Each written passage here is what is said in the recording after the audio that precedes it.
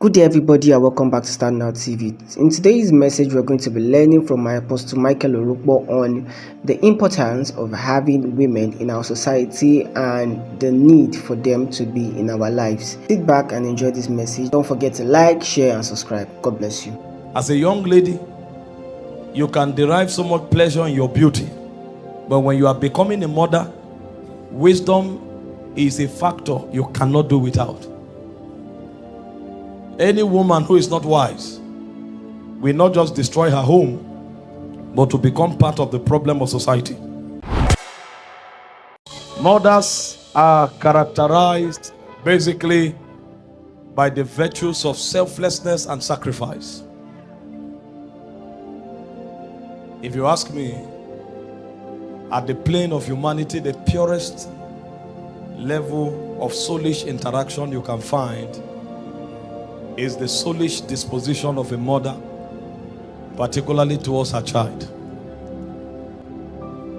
I believe if God were not to give us new birth, if God were to modify the old creation, the purest form of souls you would have found would have been the souls of mothers.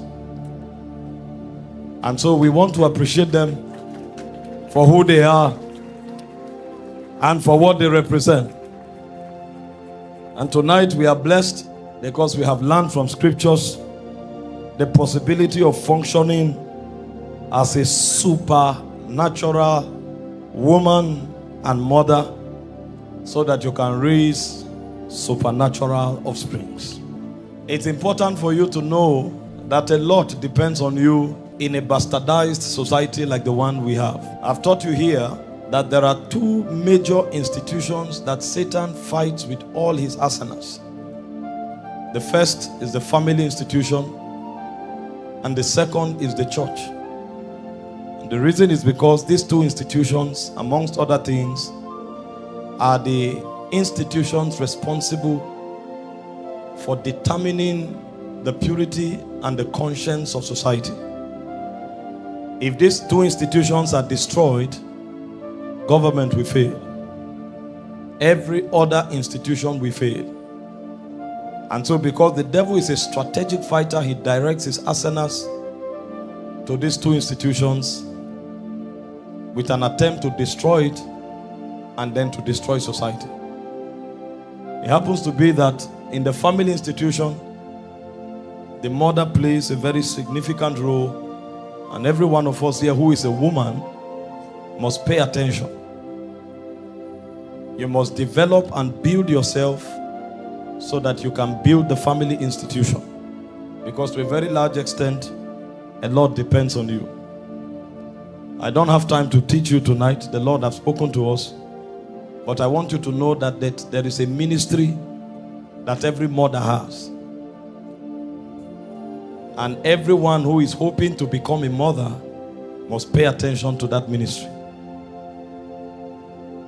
You know, the fivefold ministry is for some, according to Ephesians 4:11.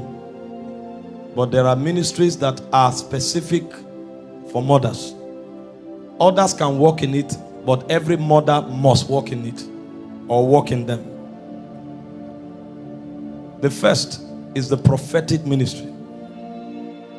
Every mother who will be an accurate mother must be prophetic in nature.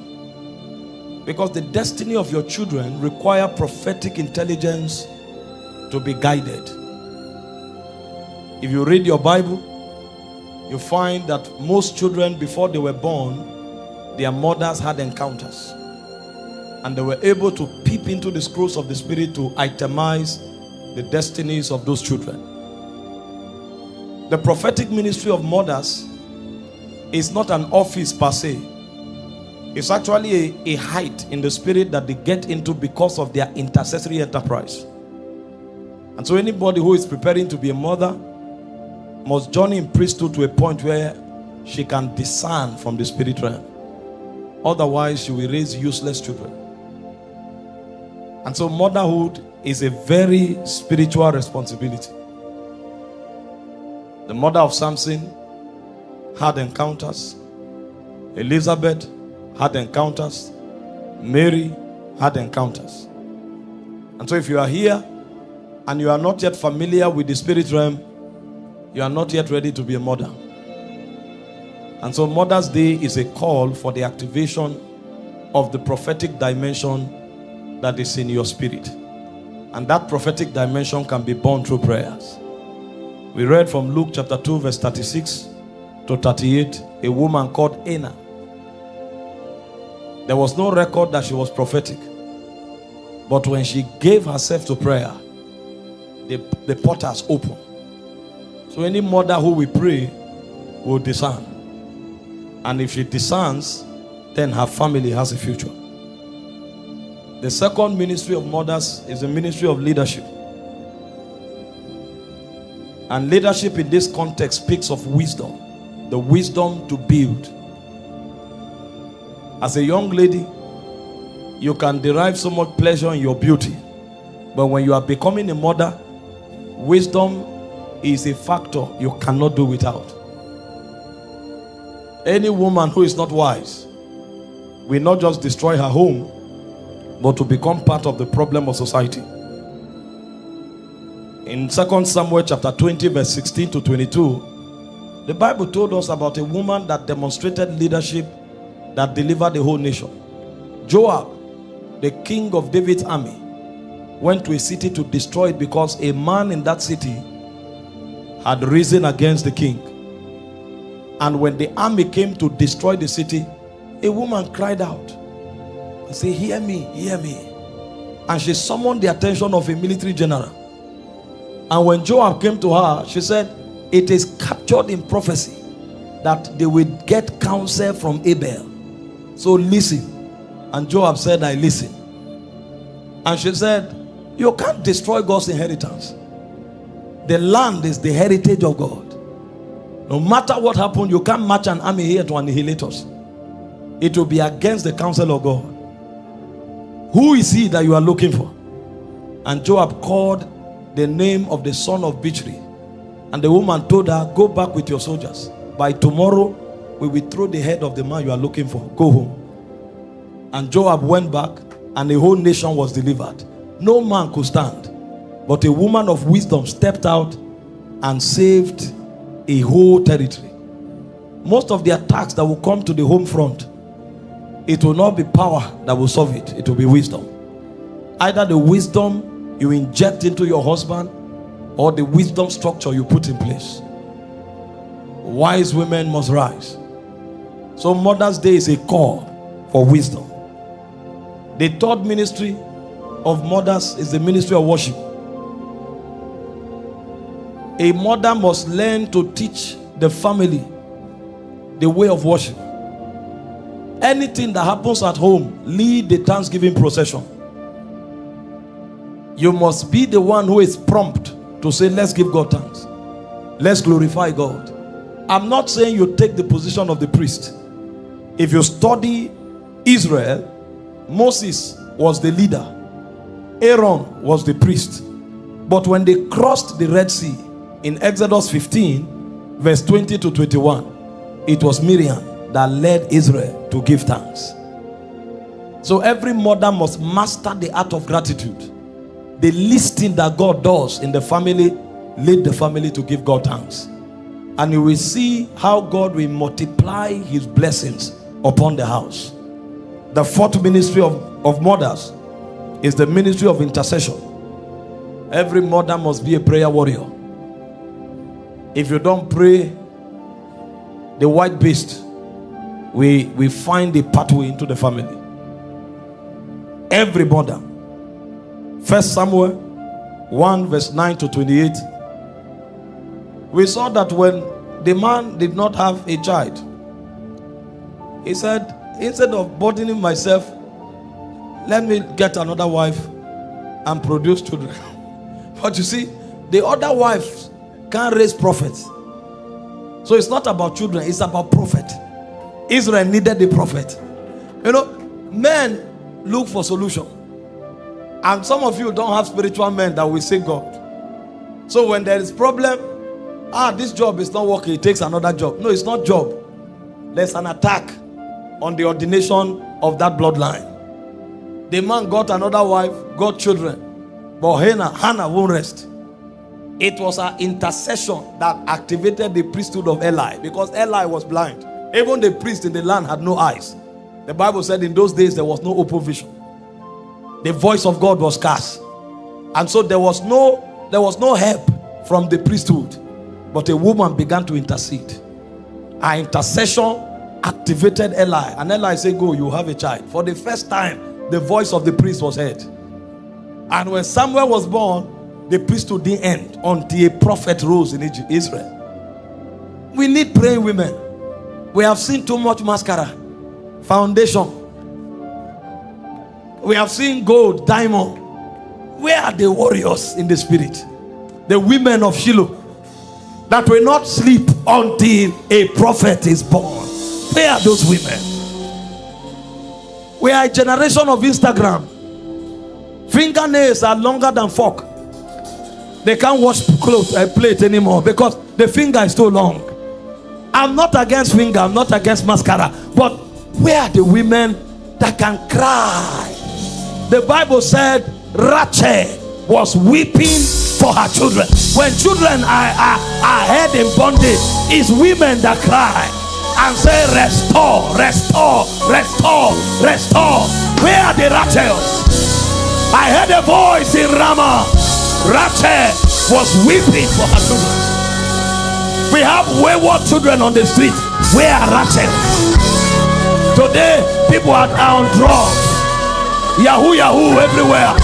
But we can't find Rachel. Where is the womb of Rachel that will cry and release lamentation over a generation? Children are lost. Lost to gambling. Lost to violence. Lost to manipulation and gimmicks. And we can't find women that cry. In Matthew chapter 2 verse 18 it says, I heard a cry in Ramah. It was not men that were crying. It was Rachel. Rachel was weeping. We need women that can ransom a generation. Our sons can't be given to alcoholism. Our sons cannot become bandits. Our sons with potentials cannot become Yahoo Yahoo people. The soul of a generation must be restored, but the cry of Rachel must be heard. I came to acknowledge and to appreciate you for who you are, but I also came to cast a burden that you are not just bearing a title, you are sitting in an office. Motherhood is an office. The hope of a generation is resident with mothers, and we need wailing men, wailing women. Please sit down. The fifth ministry of mothers is teaching and discipleship. I'm sure you saw that already. Titus 2 verse 3 to 5. Say, let the older women teach the younger ones. Our sisters need to be taught, and that's why the ministry of mothers must be restored. We have women today who are ladies and are not transiting to wives and mothers because there's a gap. No matter how a father loves the daughter, he doesn't have the utensils to make her become a wife or a mother. That's the ministry of the older women. Even to love their husbands, they have to be taught, because love is not just a feeling. There are depths to love. When you become a wife, love is submission. Your father can't teach you that. It's your mother that will give you the skill and tell you, listen, there's a way you answer your husband when he's angry. There's a way you talk to your husband when you need him to do something. There's a way you guide your husband. I don't have those skills because I'm not a mother. And if mothers don't rise, divorce will keep increasing. Because your power is not muscles. Your power is wisdom. And that wisdom has to be transferred. Otherwise, you marry your husband and you want to do muscles. After a while, you discover that's not your strength. Because when you finish fighting, you will go home Your husband, in the night when your husband is sleeping, you will be crying. And the home will be wrecked. And the reason is because mothers are failing. They are not teaching the younger women how to talk to their husbands, how to talk to their children and raise prophets. So we need the teaching ministry of mothers. Teach the younger women. They need to know what it means to be a woman. Those days when we were growing up, the moment you are approaching puberty, when you sit down, they say close your legs. When you start maturing, they tell you don't wear transparent things. Your body is sacred. And they taught them how to wear things under to cover their garments. They taught them how to greet.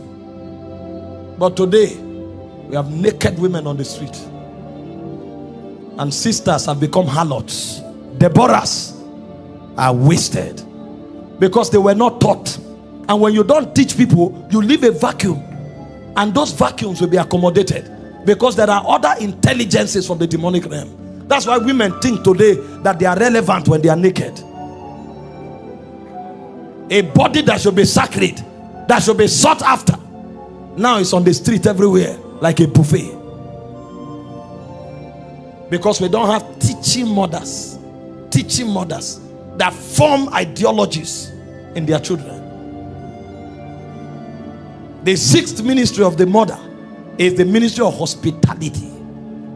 That's where large-heartedness comes in. Large-heartedness.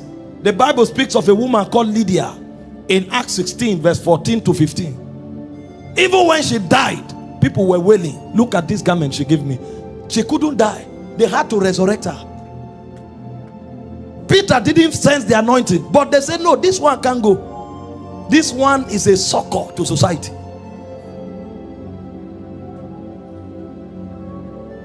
The heart of many women now is so narrow. That's why they are raising men who are selfish and self-centered. Those days when we were growing, when it's lunch, you'll see strange people come home. Your mother will say, give them food. He is teaching you something, that what you have does not belong to you alone. It belongs to you and every other person that has need. When you have that orientation, tomorrow if you become a businessman, you will know how to handle people with temperament of mercy and kindness. We have people in power today, they are ruled by self-centeredness because they were not taught hospitality. When neighbor's child is hungry, mother say enter and eat. Eat your food here. Don't give them. You think you are helping your child? You are raising a self-centered wicked man who will no longer have compassion when he grows. Hospitality is one of the greatest weapons of mothers. Your child has to say share with that person. You are teaching him something. That's how we found Bible women. Number 7, mothers are soul winners. They didn't just win individuals, they won nations. The first evangelist was not a man after Jesus rose from the dead. Not one apostle preached the resurrection until Mary Magdalene preached. He is risen. He is risen. The first gospel was preached by a woman. He is risen. Before the apostles discovered. Even in the ministry of Jesus, in Luke chapter 8 from verse 1 to 3, women sponsored it. If mothers don't teach their children their heritage in God, they will raise wayward men. I told you my story. My mom would drag me to Bible study. I will be so angry with her. The rage will be like a venom of a serpent. But she will act as if she didn't see it. If not for her, I won't be here. After she died and I went to the club, I was in the club when I heard the wages of sin is death. She had gathered me to my maker. It was too late for me to go back. You think I'm a preacher because I was wise? My steps were gathered. The same way the woman gathered Samuel to Eli. I give you this one. You can't turn back, sir. If a woman win you, you can't turn back. She will pour her bowels on the altar until your destiny is realized. My mom cried over my soul. He can't be lost. I rose up stubborn with a lot of imaginations, but she chiseled me on the altar. You can't be wayward. You can't. I give you to God. The days when I thought I became wise, her oracles, her covenants, her priesthood did not allow me wander away. Even in the club, the walls were talking to me. This is not your place. A place has been prepared for you among the sanctuaries of the priest of heaven. You can't waste here.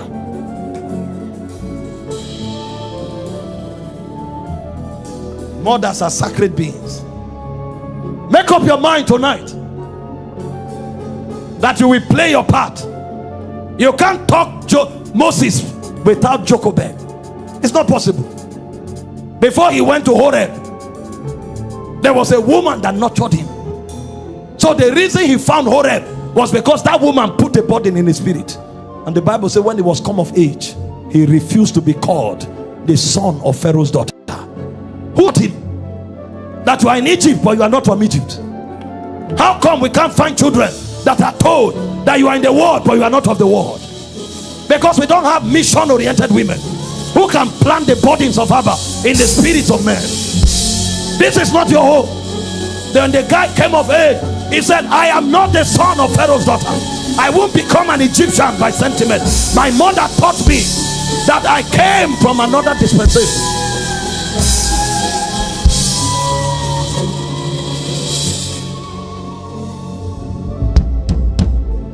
Society is bastardized because we need an emergence.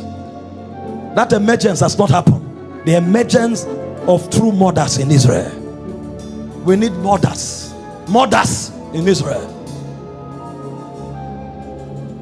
The 8th ministry of a mother is compassion. Oh, Dorcas, another Lydia kind of woman. The widow of Zarephath. I have just this left to eat with my son and die. No, go and make for me first. What was she thinking?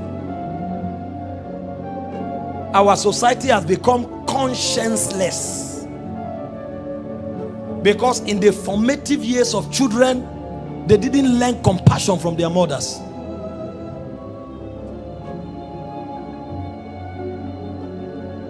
And a child becomes what he was taught between the age of 1 to 7. That's when the soul is formed. We need women that know compassion. When your sister is in trouble, that's not the time for gossip. That's the time for support. How could you gossip a fellow woman who is going through crisis? Her home is broken, it's news. How come? Don't you know you have a home too? Her husband beat her. It becomes story. And we raise wicked people who are worse than beasts. The ministry of mothers is the ministry of nurturing. Exodus 2, 1 to 10. Jochebed nurtured Moses. 1 Samuel 1 to 19. Hannah nurtured Samuel. Luke 2 and 3. Mary nurtured Jesus. See the giants they rose. They raised for God. I prophesy over someone. Your legacy will be the product of your womb. You will raise kings. You will raise prophets. You will raise men that will become answer to society and to generations.